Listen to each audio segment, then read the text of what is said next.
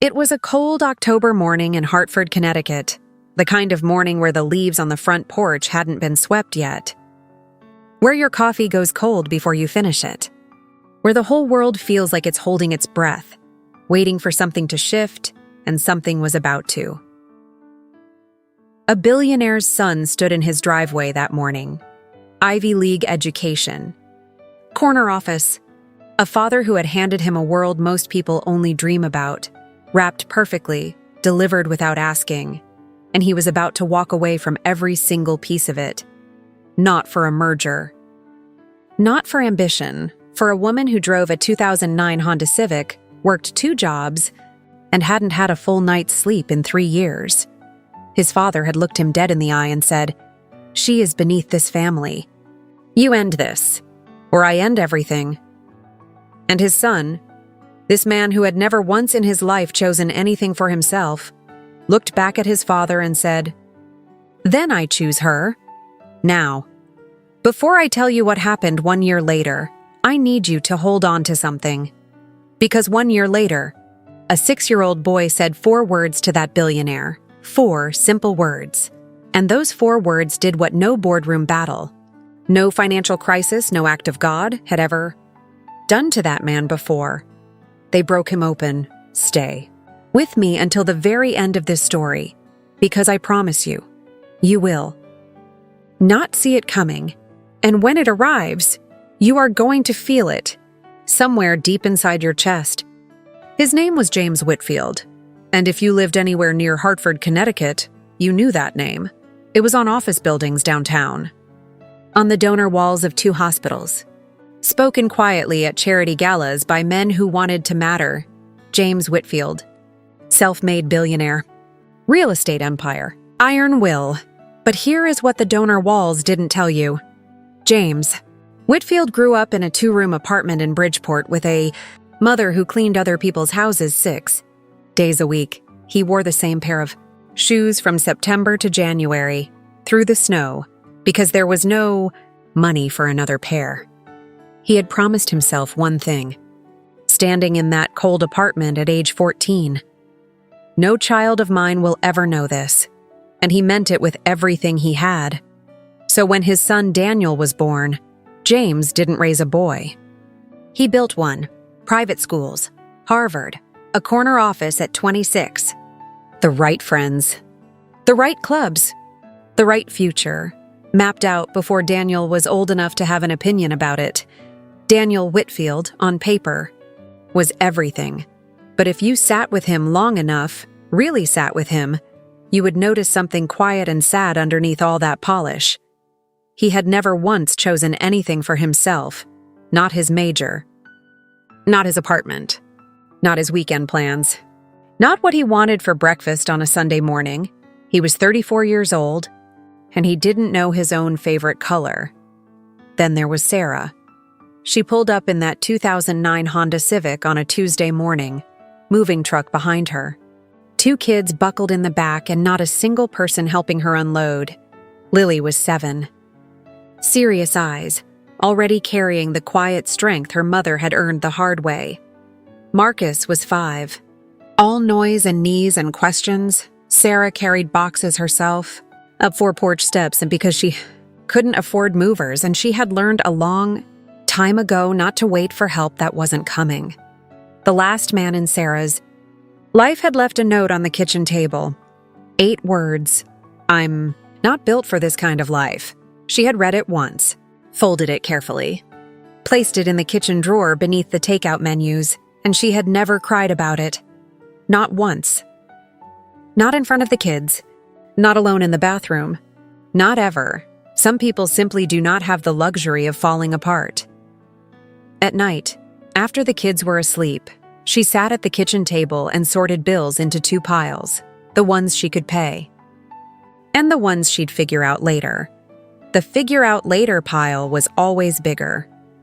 One evening, Lily held up a pair of sneakers with a small hole near the toe. "Mama, can I get new ones for school?" Sarah looked at those shoes for just a moment longer than she needed to. "I'll take care of it, baby," she said. She picked up an extra Saturday shift that week. She never told Lily that, That is what a mother who loves without announcement looks like. Daniel first saw her on that Tuesday morning, coffee in hand, watching from his kitchen window, as she made her third trip up those porch steps with a box that was clearly too heavy for one person. On the fourth trip, the box slipped, canned goods scattered everywhere. Down the steps, across the yard, rolling into the grass, she stopped, looked at the mess, and for just one moment, her shoulders dropped, not in frustration, in exhaustion. The deep kind. The kind that sleep does not fix. Daniel was outside before he even decided to move. He knelt down beside her and started picking up cans. She looked at him, surprised. A little guarded. You really don't have to do that. He just looked up and smiled. I know. That was the whole moment. No music. No slow motion. No lightning bolt.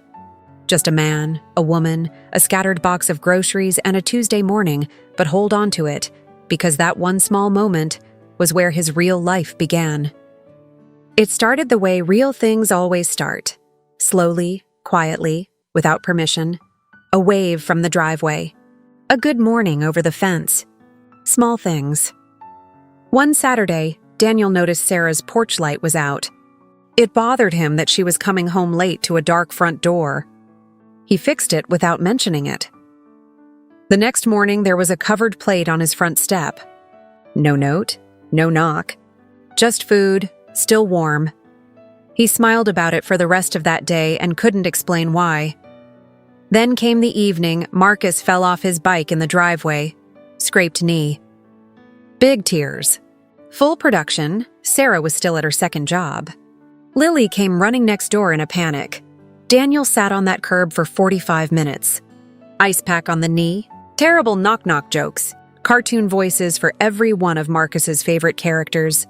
Most of them completely wrong. Marcus corrected him on every single one. By the end, the tears were gone and both of them were laughing under the streetlight like old friends.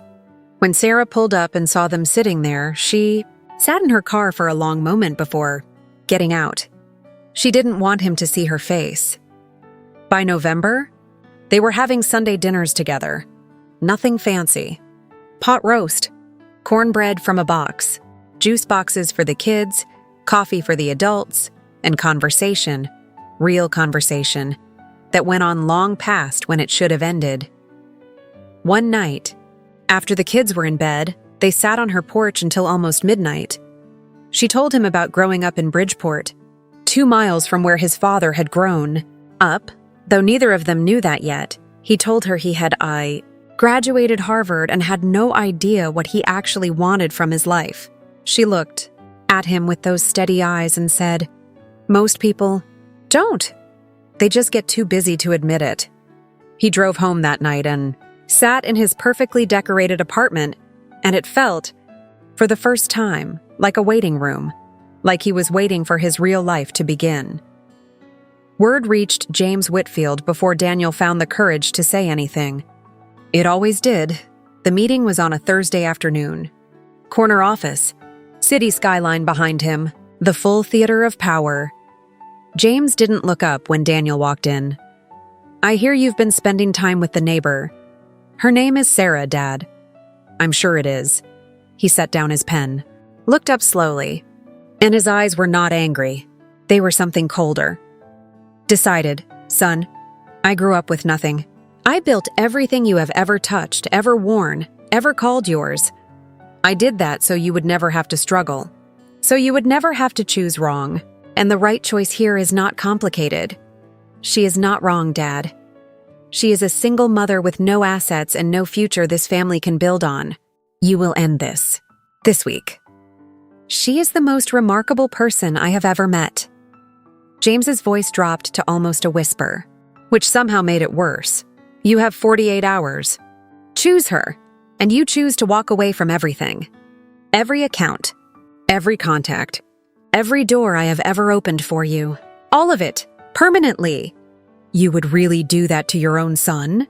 James looked back down at his papers. "I already have." For 3 days, Sarah heard nothing from him. On the first day, she kept busy. On the second day, Lily asked. "Is Daniel coming for dinner Sunday?" Sarah kept her eyes on the stove. "Not this week, baby. On the third day." Marcus stood at the front window for 20 minutes looking at the empty driveway next door. He didn't say anything. He didn't have to. That night, Lily found her mother at the kitchen table. Bills sorted into their two piles. Sarah's hands were still, but her eyes were somewhere else entirely. "Mama." Lily sat down beside her. "Are you okay?" Sarah looked at her daughter. 7 years old. Already so much older than she should have been.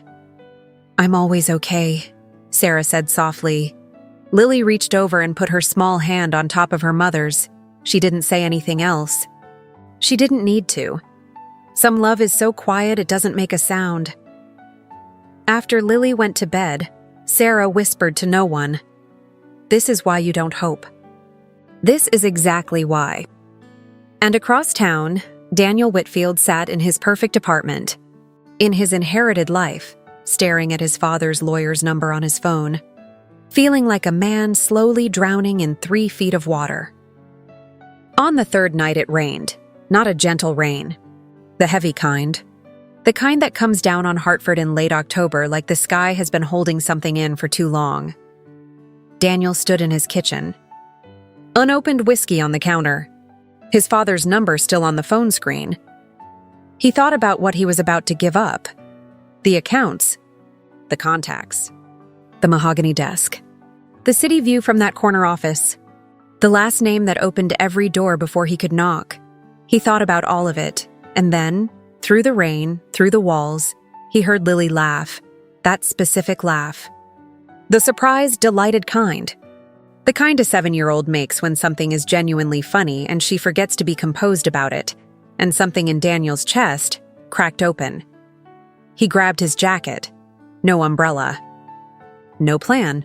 No speech prepared. He walked across the yard in the rain and knocked on her door. Sarah opened it. Took one look at him, soaked through, no umbrella, eyes raw and done pretending. "Daniel, I don't have a plan," he said. "I don't have the right words, and I don't have answers, and I can't promise you easy." He stood there in the rain, this man who had been given everything, looking like someone who had finally, deliberately, put it all down. "I just know that I cannot choose a life that doesn't have you in it. And if that costs me everything my father built, then I think everything my father built was never really mine to begin with." Sarah looked at him for a long, quiet moment. She had been left once before. By a man with a clean shirt and easy excuses. She had stood in that kitchen and read 8 words and never let herself cry, and here was this man. Standing in the rain, with nothing to offer but himself, she pushed the door open wider. "You're dripping on my floor," she said, and in that was everything. The months that followed were not a movie. Let's be honest about that. Real love is not a solution. It is a companion. Life does not stop arriving just because your heart is finally in the right place. Daniel's accounts were frozen within the week. His keycard stopped working. 3 business contacts deleted his number without a word. He found a rental 2 streets over. $850 a month. Thin walls. A radiator that knocked all night. He drove a used Jeep he bought with the last of his personal savings. He learned to cook. Badly at first, then slowly, genuinely. He showed up. That was the thing, every school pickup. Every parent-teacher conference where he sat in a small plastic chair and took notes. Every Saturday morning where Marcus used catastrophic amounts of maple syrup on everything and considered this completely reasonable. One evening, about 4 months in, Daniel couldn't cover his half of the grocery run. He stood in that aisle and felt something he hadn't felt since childhood. Shame. Sarah looked at him. "Put 2 items back on the shelf herself. We get what we need," she said simply. That's always been enough. He thought about his father's office. The mahogany desk. The city view. And for the first time, he didn't miss any of it. 8 months in, Marcus handed him a drawing after dinner, crayon on white paper. Slightly crooked house, big yellow sun, 4 stick figures standing in the yard. That's me. Marcus said, pointing carefully. That's Lily. That's Mommy. Daniel looked at the fourth figure. Taller than the others, smiling the biggest. Who's this one, buddy? Marcus looked up at him with the absolute, uncomplicated certainty that only a child possesses. That's you, Dad. Daniel excused himself, walked to the bathroom, closed the door, sat down on the edge of the tub, and he cried.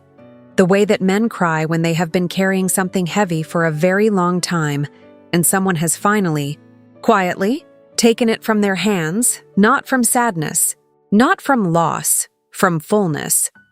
From the overwhelming, unexpected realization that this small bathroom, in this thin-walled rental, in this ordinary life he had chosen, was the first place he had ever truly been home.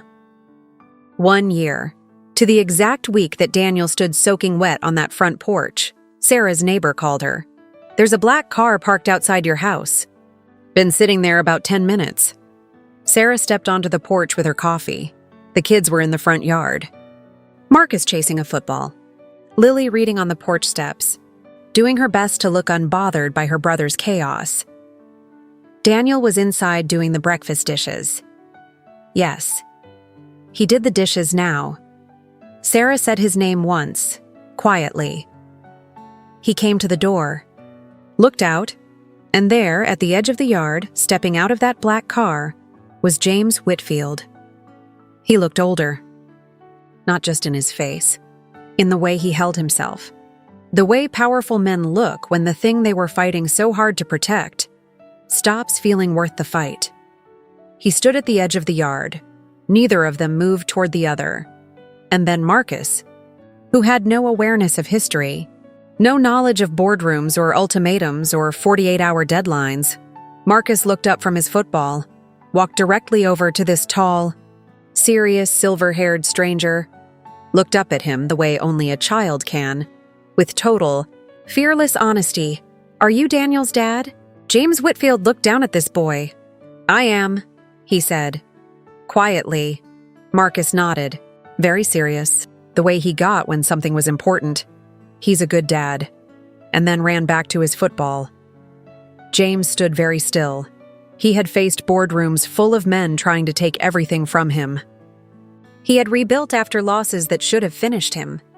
He had done things in his life that were hard and things that were harder, but 4 words from a 6-year-old boy, 4 words he had never once thought to earn himself hit him, somewhere that decades of armor had left completely unguarded, because James Whitfield understood in that moment what he had spent his entire life building toward and what he had nearly destroyed in the process. He had grown up in a cold apartment, vowing his children would never struggle, and in doing so, he had forgotten to let his son be loved. His eyes filled.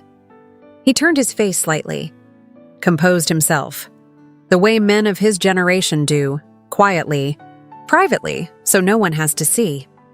Then Lily set her book down, walked slowly over to James, looked up at him with those serious eyes that had always seen more than her years should allow. My mom makes really good coffee, she said simply. You should come inside. James looked at this girl, 7 years old, her mother's strength already quiet and certain inside her, and something in his chest, something he had been armoring for 40 years. Finally, completely, let go. Daniel was standing on the porch. They looked at each other, not as legacy and heir, not as winner and disappointment, as 2 men, flawed, proud, and exhausted from the distance between them. James walked to the porch slowly. He didn't make a speech. He held out his hand. Not to take anything, just to reach. Daniel shook it, and Sarah, who owed this man absolutely nothing, opened the screen door and said, "There's coffee inside if you want it," because that is exactly who she was. And that is exactly why Daniel had chosen her real wealth. I have come to believe this completely is not built in boardrooms. It is not measured in accounts or addresses or the right last name. Real wealth is a drawing on the refrigerator. It is a laugh heard through the rain. It is a plate of food left warm on a neighbor's front step with no note attached. It is a 7-year-old girl inviting a broken man inside for coffee. It is choosing someone fully, deliberately, at great personal cost, and discovering that what you thought you were giving up was never really yours to begin with. If this story reached something inside you today, please share it right now. Not because of an algorithm, because someone in your life needs to hear it. Maybe it's a daughter who is quietly carrying too much alone and needs to know her worth is not measured by how much she can endure. Maybe it's a son living someone else's life, following a map he never drew, waiting for permission to want something of his own. Maybe it's a father, proud, armored, certain he knows what's best, who hasn't yet heard the 4 words that will change everything. Maybe, if you're being honest with yourself, it's you. Drop a in the comments if you believe that real love, chosen love, costly love is always worth it. And tell me, have you ever had to choose between what was expected of you and what your heart knew was right? I read every single comment.